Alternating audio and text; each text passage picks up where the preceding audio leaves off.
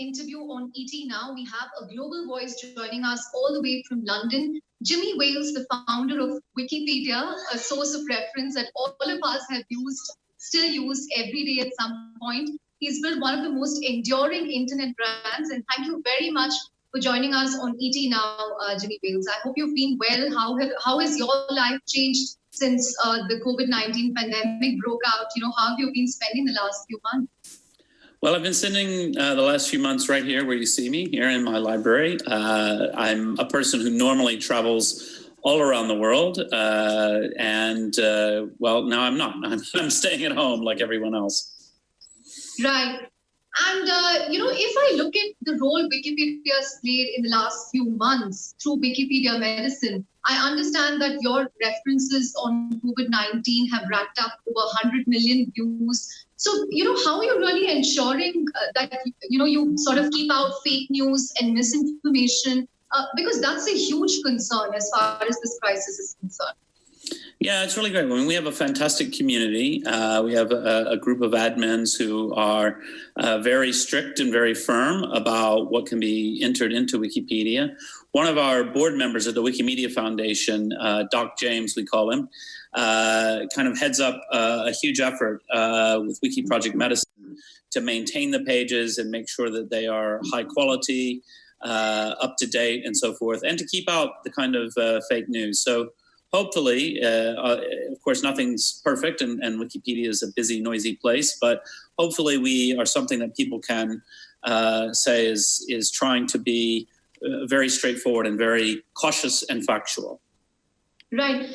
And Jimmy, the other thing with this is there have been so many conspiracy theories on coronavirus, right, from its origins to cure. And then you have China waging, its own propaganda on a war footing digitally. So how are you really identifying false entries and correcting them in time and ensuring that the homepage of Wikipedia on COVID-19 is, uniform for pretty much the entire world? Well, I think for us, one of the most important things is that we are deeply concerned with always having reliable sources. And so we want to count on sources that are peer-reviewed, reference, high-quality magazines, newspapers, and so on. So if, for example, President Trump tweets something that's nonsense, well, we don't accept him as a source in Wikipedia from random things he says on Twitter. So that helps a lot. In fact, I was just coming to that. He's in the news today, this whole week. And, the big face-off between President Trump and big tech. You have Jack Dorsey on the one hand, who's taken him head on. They're now fact-checking his links. But on the other hand, you have Facebook's Mark Zuckerberg, who says that a social media platform, a privately owned platform, should not become the arbiter of truth. Where do you stand in this debate? Well, I mean, I think it's a very complicated question. And I think that one of the things that we should remember during these difficult times is that a fear that we have all had in the past is, would Facebook begin to control the public narrative by becoming the arbiter of truth? And I don't want to only read news that Mark Zuckerberg thinks is correct or that only aligns with his political views. I don't even know what his political views are, but that wouldn't be healthy. Social media platforms are places for people to come and express their thoughts, their opinions, and we want to have a diverse, robust dialogue. At the same time, we know that these platforms have been manipulated, and I think that they need to do a really good job at being very careful about things like, armies of troll bots, putting forward misinformation, amplifying messages that wouldn't organically, naturally be amplified. And I think they do have a responsibility to their customers, meaning the users, to build a place that's high quality, that's thoughtful, that is reflective of a healthy dialogue. It's a complicated question. There's no real easy answers here. But there is talk now that President Trump might sign an executive order on some kind of clampdown around social media platforms. There's still no clarity on, what the scope would be because no laws have been passed in Congress. But what would this mean? What do you think can happen ultimately in terms of the ramifications or the repercussions here? I mean, I think it's very, very hard to say. I mean, certainly the president's power does not extend to shutting down or threatening social media platforms. That's illegal. It's not something he can do. We do have the First Amendment in the US, which does enable them to take whatever action they want. It's freedom of expression.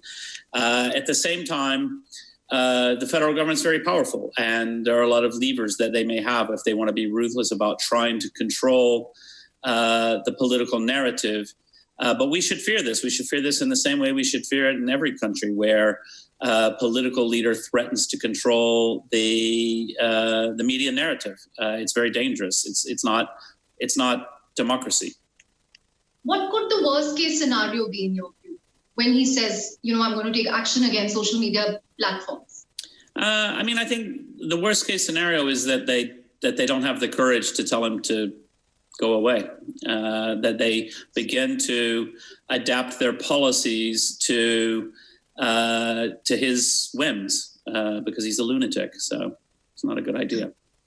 That's a very strong statement. But the counter view to this is that a lot of these platforms have a left-leaning bias. This has been spoken about Twitter in the past. There are people who feel the same about Wikipedia, that, perhaps you have a left-leaning bias, that, why should Twitter algorithms be controlled by some individual sitting somewhere who may have an ingrained bias? So how do you really fight this and ensure that there is neutrality? Well, I think for when we're talking about algorithms, I think I'd like to see more transparency from the platforms about how their algorithms function, and that could give us a reassurance about exactly how that's taking place. I think they should have citizen councils, people who are brought into the fold to review their policies and to think these things through, because I do think it's quite important that they are careful not to control the narrative in a left-leaning or a right-leaning or any kind of way. That it should be a robust, open dialogue. At the same time, I don't think it's true. I mean, I certainly, in my experience, I find that the right-wing areas of Twitter are extremely noisy and extremely loud, and they aren't being silenced at all.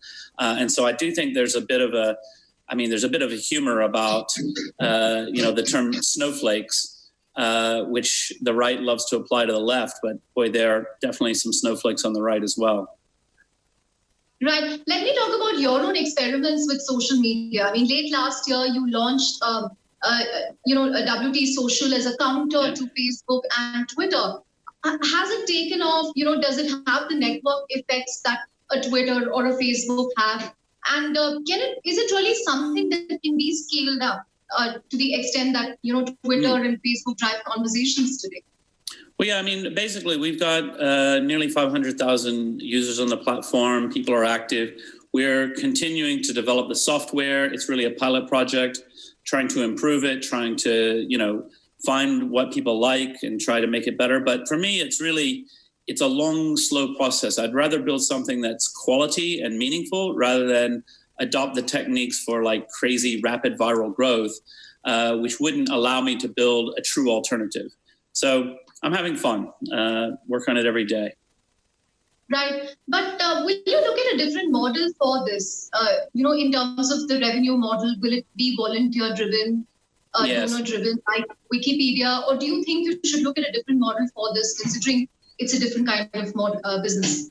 Yeah, I mean, so for me, one of the biggest problems we have today is that the business model of social media, Twitter, Facebook, and the like, is pure advertising driven, and therefore they need you clicking, they need you addicted, they need you to see as many ads as possible. So I've adopted a completely different business model, which is to say, look, we won't have any ads. You're not required to pay, but if you want to pay, you can pay. And what that has a great benefit of doing is that my incentive then is to build something that people find meaningful to their life enough that they're willing to voluntarily pay for it. Now, that's a bit of a naive and crazy business model, but that's how I've built my career so far. And people are supporting us. We have revenue. We're roughly running at break even. We're tiny, mind you, but we're able to keep the development going. We're able to have growth initiatives and so on. And so even though it maybe isn't that kind of super viral, massive growth model, we think it can be sustainable. And I'm excited about that. So hopefully everyone watching this will sign up to WT Social. Right. And, Jimmy, you were also in the news recently on your efforts to fight fake news and misinformation on Wikipedia's India pages, particularly with respect to the Tablighi Jamaat issue. I think people were trying to school you on how Wikipedia works and you got back into them. So tell us about that in terms of your contributors from India. How are you ensuring that, they are as diverse as possible, that they, represent viewpoints and, propaganda is not getting uploaded in the process? Yeah, I mean, I think that the key for us is always going back to the fundamentals, the basics. We need reliable sources. We need high quality newspapers, magazines. We need to always step back from a controversy and try to report in a very fair way on what's being said and who said it. And I think we do a reasonably good job of that. One of the issues that we have today is that oftentimes some accusation will be thrown out about Wikipedia, and whether it's being repeated over and over by troll bot farms, armies of people, or just people who are gullible and naive. And then you look at it and you say, oh, well, that sounds terrible. And then you look at it and you're like, well, actually, Wikipedia doesn't say that. It's not even true. The whole thing is bogus. It said that for 1 minute when someone vandalized a page and it was fixed immediately. So when we see those kinds of things, it's sort of hard to say, okay, well, that doesn't mean everything is perfect with Wikipedia, though, right? If there are criticisms, we always have to take them seriously, even if we look at it and we go, well, that one didn't count. But I think for us, it's always a constant process of thinking and reflecting and saying, are we being fair to all sides? Are we reporting accurately? Are we using sources that are questionable? Are we using quality sources? Are we excluding sources that we shouldn't exclude, and so on?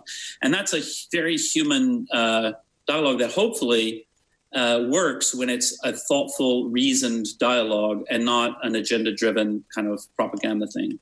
Right. But with respect to this issue, how does India compare, to other geographies that you operate in with respect to fake news and misinformation? Because there are complaints about, how the IT cells of political parties are driving this in a huge way on social platforms. Now, WhatsApp and TikTok are a huge source of doing this. So are you seeing it grow in India as internet penetration goes up here? Because there are over 500 million smartphone users in India currently. Yeah. Well, I mean, obviously, in some ways, India is like every place in the world. I mean, once you've got a huge, diverse population online, people have arguments, people have fights, and so on. I mean, I don't know the truth of this, but someone from India once told me, 10 Indians, 11 opinions, which has been my experience. And I say that fondly. I think that's a wonderful thing about India. And so, when that culture comes into play, it doesn't have to be a negative thing, right? It can be, okay, actually, we're going to chew on ideas. We're not all going to agree. We're going to try to explore and think together. It only becomes a problem when it's angry, when it's violent, when it's an attempt to shut down other people's process of reasoning. But, I don't see a particular problem in India. Right. Jimmy, in the last decade that I've spoken to you, you've often spoken about, the local language push in India. I remember you opened the first Wikipedia Academy in Chennai, the first in Asia, way back in 2008. From then to now, what kind of traction have you seen here in terms of local languages, in terms of your volunteers and contributors? Yeah, I mean, we've seen steady growth. We've got a fantastic, very passionate community in India across a lot of different languages. Obviously, some languages have grown faster than others. The local community's been more organized and so on. But in general, we're seeing very positive things out of India, and I'm very excited about it. And part of that is just, it naturally happens as more and more people come online and they have the access and the ability to begin to participate.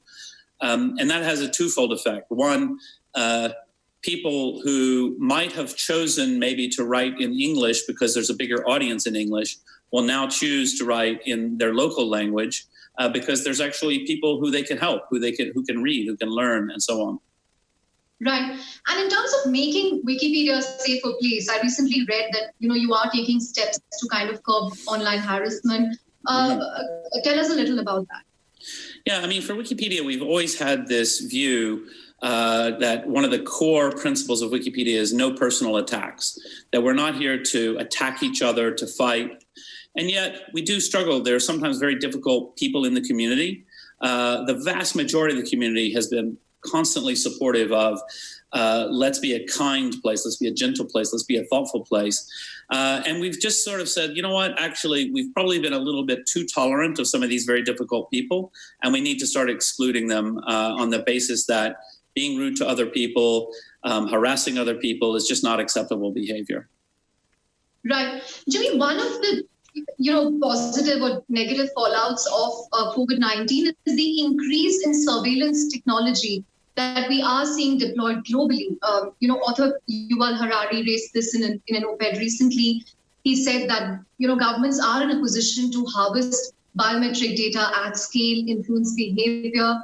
And various countries have deployed contact tracing apps. If you look at India, we have an Arogya Setu app.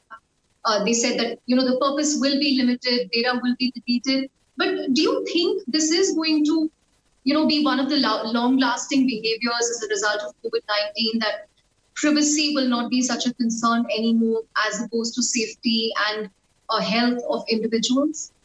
You raised exactly the right question. Which way we go, I don't know yet. It is something that I am concerned about. I mean, certainly the kinds of measures that are justified in an emergency for health reasons are not justified on a day-to-day basis. And certainly if 5 years ago, someone had proposed the idea that, gee, the government should be able to track the physical location of everyone to within 1 meter constantly to see who's meeting with who, we would all say in almost every place in the world, that's ridiculous, that's appalling, that is intrusive, it's incredibly dangerous for political activists and things like that. And nobody's fully proposing that. I mean, I think that's still quite extreme, but it begins to be an idea that people think, well, at least then we could trace and track and limit the spread of a virus. And so there is a danger as we build these capabilities. So I've been very happy to see that Google and Apple, being the dominant software providers on mobile devices, do seem to be taking that issue very seriously and saying, look, we need to have test and trace APIs that give away as little information as possible. You don't need to know the physical location of everyone, just who's been new. And it can be completely decentralized. There's no need for a central database that the government has access to. I think there's a lot to explore here. And obviously, these are unusual situations which make it things that we would ordinarily find horrifying sound pretty, like sensible. I mean, even the idea of like ordering everyone to stay at home in normal times, this would be outrageous. But now it seems, at least temporarily, it's okay. Right. How do you think the future of learning and education is going to change as a result of this? It's been legendary that Wikipedia is a big source of information for school projects and college projects for many students growing up in the last decade. But how do you see the future of learning changing with everything going remote, people working remotely, schools and colleges, conducting online classes on a huge scale? Well, I think it's really interesting. And in fact, as I say, I'm normally traveling all over the world, but actually I just got invited to do my first virtual event in India with Economic Times and Unacademy. And it's Learning from Legends or something embarrassing like that is the title. But it's the idea of we can do online courses, we can do online lectures, in a remote setting, and that's very powerful. One of my things, I'm a technology person, but I'm not an active day-to-day programmer. Some of the time that I used to spend flying to other destinations, I'm actually spending time doing online programming classes because I'm quite rusty and I wanted to program something for fun. And I'm finding it incredibly good. You can learn from home a skill that's economically important and valuable, also growth as a person and entertaining. So I think that this is going to be a big trend that has been a trend for a long time, and now will be accelerated, that people will have the ability to learn from home. And that's very powerful. And one of the things that makes it powerful is that, the formal learning sector where you go to school for this many years and then you go to university, that's been stable, that works, it's great. But now the informal learning sector becomes incredibly interesting, incredibly powerful, where people can just say, actually, I would love to be a better cook. So you can do some online cooking classes and learn this way. And I think it's a wonderful thing and enormous potential. Right. How do you see the future of news and journalism changing as a result of this? A very good question. I mean, one of the things that we know for some time now, there's been a real decrease in the trust in traditional news media.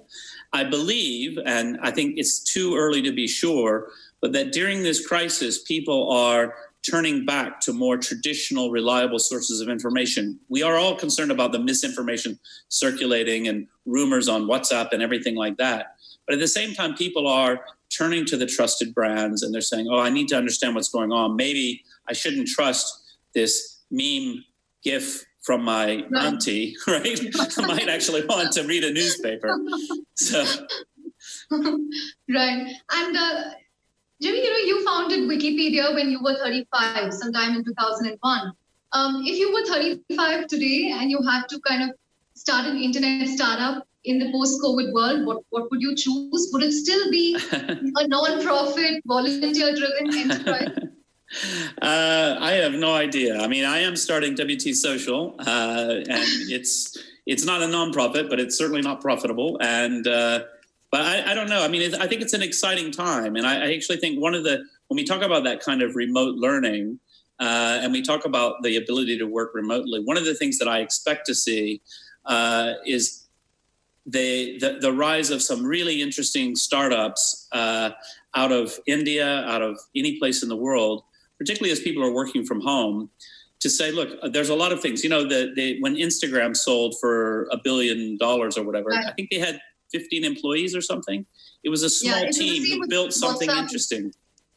And I think we're going to see a lot of that, really innovative solutions to problems. And I actually think one of the things that it has a real potential is, I think it's very hard for your classic kind of Harvard dropout, Silicon Valley young genius to solve the problems that might be facing people of lower economic status in a place like India. They don't even understand their lives. They don't know what people from that world can begin to create solutions that are interesting there. And we may see some real innovation around that. At least I hope so. Right. When I asked you 3 years ago what's the best advice that you got, you said get enough sleep. 3 years down the line, everybody's struggling with sleep and schedules, weekdays, weekends merging. What's the best advice you'd give today? Get enough sleep. Same advice. Same advice. I track my sleep. I'm my Fitbit. I know how much I sleep every night. I try really hard to get enough sleep, and I'm grumpy when I don't. So. Right. As we wrap up, I can't help but ask you, I'm seeing a lot of, books there. What have you been reading recently? What have you been binging on recently? There's a mystery book series for children. The one I'm reading today is called Arsenic with Tea, that my daughter is reading. So I'm reading along with her. And it's a wonderful thing to do in lockdown. She's 9 years old. She reads the books and I'm reading. She's faster than me, so she's way ahead. But I think it's a wonderful thing to do, to read a book with your children. Right. On that note, Jimmy Wales, thank you very much for this special interview on Eating Now. As candid and forthright as always, thank you very much. Very good. Thank you. Yes, lovely. You as well.